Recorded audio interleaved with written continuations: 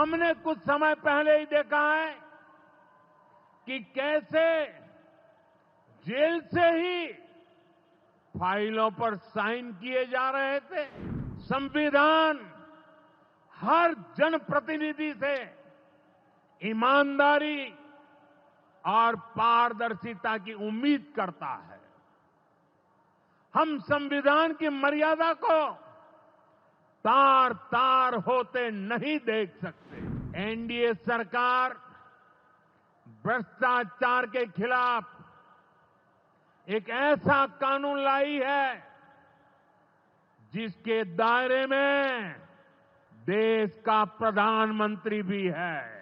प्रधानमंत्री हो या मुख्यमंत्री या फिर कोई भी मंत्री, उसे गिरफ्तारी के 30 दिन के अंदर जमानत लेनी होगी और अगर जमानत नहीं मिली तो 31वें दिन उसे कुर्सी छोड़नी पड़ेगी। भाई और बहनों, आपके आशीर्वाद से, देश के अटूट भरोसे के कारण साल 2014 में प्रधानमंत्री के तौर पर शुरू हुआ मेरा सेवा काल, ये सेवा काल निरंतर जारी है। इतने वर्षों में हमारी सरकार पर भ्रष्टाचार का एक भी दाग नहीं लगा। जबकि आजादी के बाद कांग्रेस की सरकारें जो 60-65 साल तक सरकार में रही है, उनके भ्रष्टाचार की लंबी लिस्ट है। आरजेडी का भ्रष्टाचार तो बिहार का बच्चा बच्चा जानता है। मेरा साफ मानना है कि भ्रष्टाचार के विरुद्ध लड़ाई को अगर अंजाम तक पहुंचाना है तो कोई भी कार्रवाई के दायरे से बाहर नहीं होना चाहिए। आप सोचिए, आज कानून है कि अगर किसी छोटे सरकारी कर्मचारी को 50 घंटे तक हिरासत में रख दिया तो अपने आप वो सस्पेंड हो जाता है। ड्राइवर हो, छोटा क्लार्क हो, प्यून हो, उसकी जिंदगी हमेशा हमेशा के लिए तबाह हो जाती है। लेकिन अगर कोई मुख्यमंत्री है, कोई मंत्री है, कोई प्रधानमंत्री है, तो वो जेल में रह करके भी सत्ता का सुख पा सकता है। ये कैसे हो सकता है?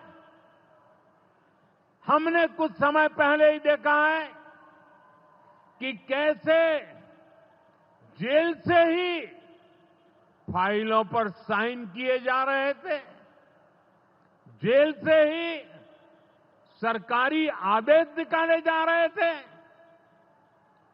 नेताओं का अगर यही रवैया रहेगा तो ऐसे भ्रष्टाचार के विरुद्ध लड़ाई कैसे लड़ी जा सकती है? साथियों, संविधान हर जनप्रतिनिधि से ईमानदारी और पारदर्शिता की उम्मीद करता है। हम संविधान की मर्यादा को तार तार होते नहीं देख सकते। इसलिए एनडीए सरकार भ्रष्टाचार के खिलाफ एक ऐसा कानून लाई है जिसके दायरे में देश का प्रधानमंत्री भी है। इस कानून में मुख्यमंत्री और मंत्रियों को भी शामिल किया गया है।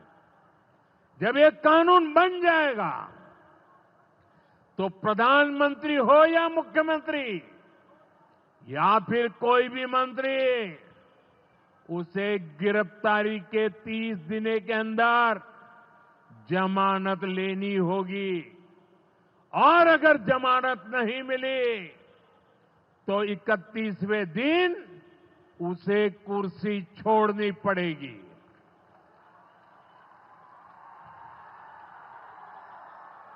आप कहिए भाइयों, जो जेल जाए उसने कुर्सी छोड़नी चाहिए कि नहीं छोड़नी चाहिए? क्या वो कुर्सी पर बैठे रह सकता है क्या? क्या वो सरकारी फाइलों पे साइन कर सकता है क्या? क्या जेल में से कोई सरकार चला सकता है क्या? और इसलिए ऐसा सख्त कानून बनाने की तरफ हम आगे बढ़ रहे हैं। लेकिन साथियों, ये आरजेडी वाले, ये कांग्रेस वाले, ये लेफ्ट वाले इस कानून का विरोध कर रहे हैं। ये बहुत गुस्से में है और कौन नहीं जानता उनको किस बात का डर है।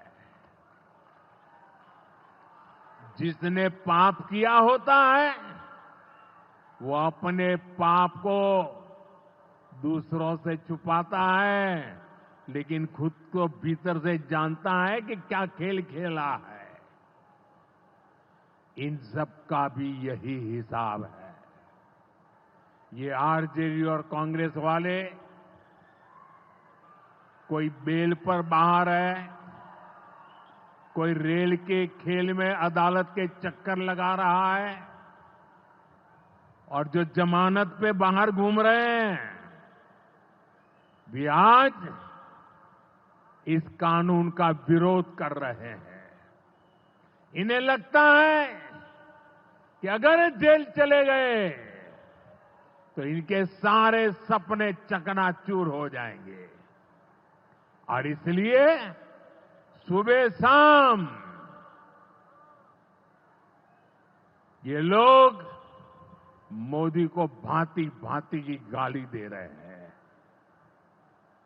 और इतने बौखलाए हुए हैं कि इस जनहित के कानून का विरोध कर रहे हैं।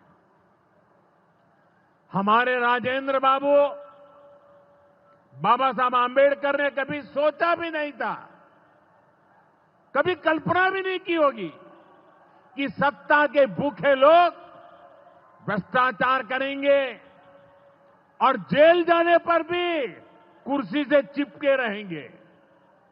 लेकिन अब भ्रष्टाचारी जेल भी जाएगा और उसकी कुर्सी भी जाएगी।